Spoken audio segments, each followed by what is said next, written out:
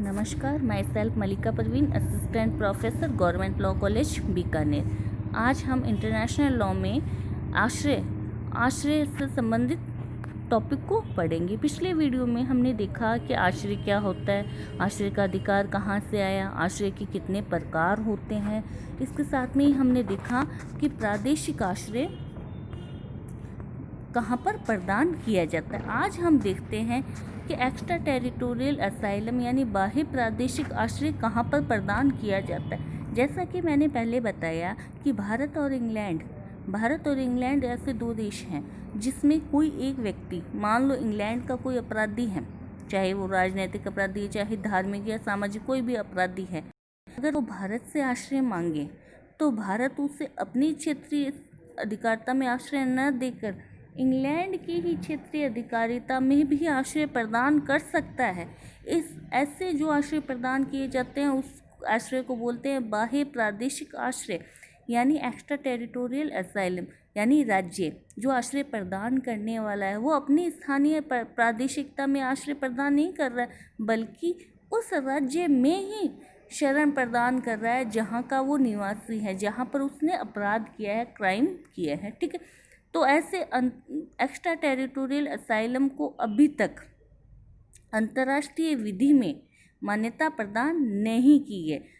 ये सिर्फ कब प्रदान की जा सकती है, कुछ आपवादिक परिस्थितियों में या कुछ विशेष परिस्थितियां हों तभी कोई राज्य एक्स्ट्रा टेरिटोरियल असाइलम यानी बाह्य प्रादेशिक आश्रय किसी व्यक्ति को प्रदान कर सकता है।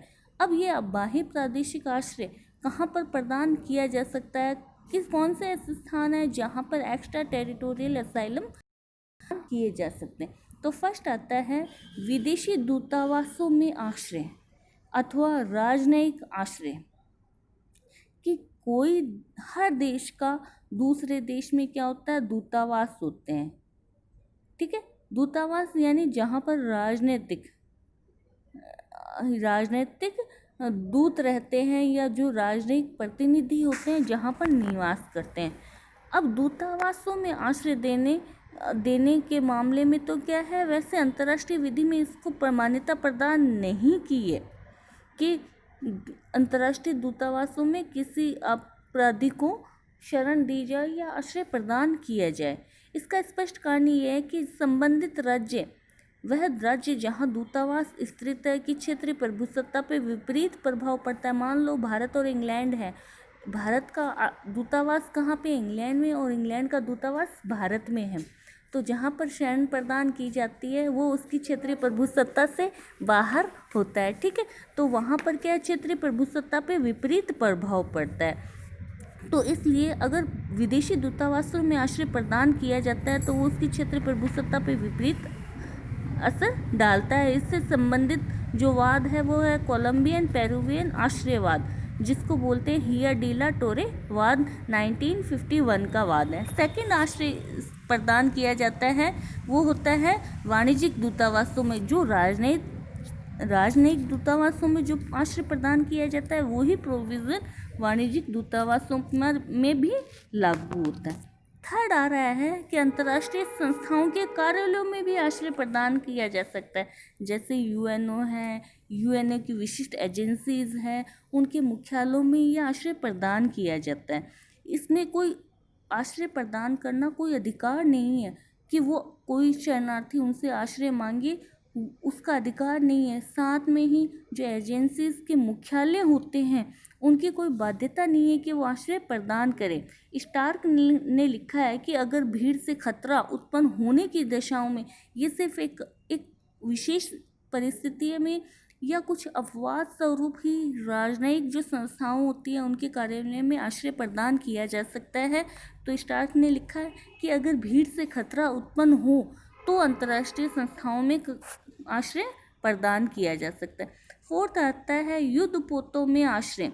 कि जो लड़ाकू युद्धपोत होते हैं उनमें भी आश्रय प्रदान किया जा सकता है, लेकिन यहाँ पर भी कोई अधिकार नहीं है। जहाज का कप्तान की सहमति से ही आश्रय प्रदान किया जाएगा। अगर जहाज का कप्तान कह दे कि नहीं, मैं यहाँ पे इसको आश्रय प्रदान नहीं करूँगा, तो वहाँ पर आश्रय प्रदान नहीं किया जा सकता।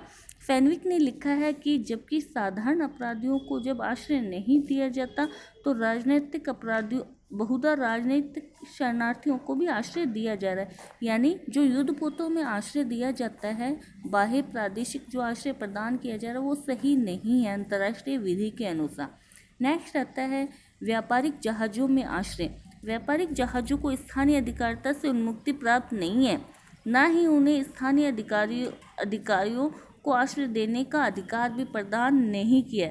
निष्कर्ष ये निकलता है कि आश्रय देने के अधिकार से वास्तव में कोई तात्पर्य किसी राज्य के अन्य राज्य के पीड़ित व्यक्तियों को अपने क्षेत्र में आने दे, उन्हें सुरक्षा में रहने दे, आश्रय देने से।